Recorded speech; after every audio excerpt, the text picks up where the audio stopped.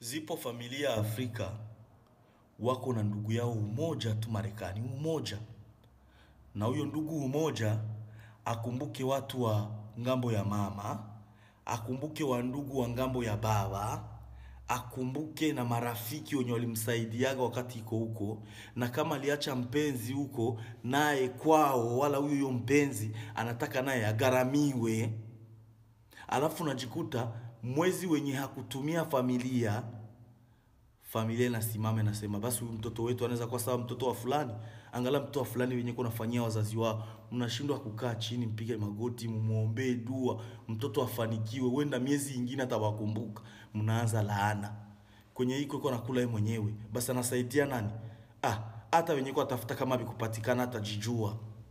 Yani ile yote yenye alikuwa anafanya, yale vile vyote alikuwa anawatumia vyote mnavifuta juu ya miezi 2, miezi 3.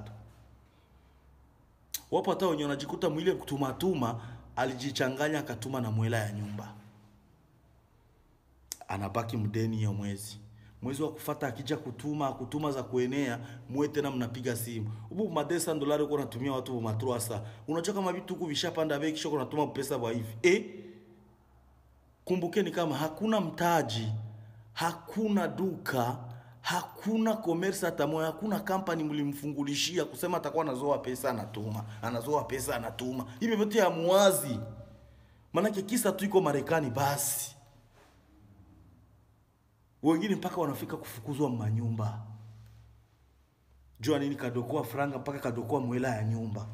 Anabaki mumadeni juu ya watu wenye wako Afrika. Watu wenye saa moja wao wangetangulia wangeitaka hata mtu.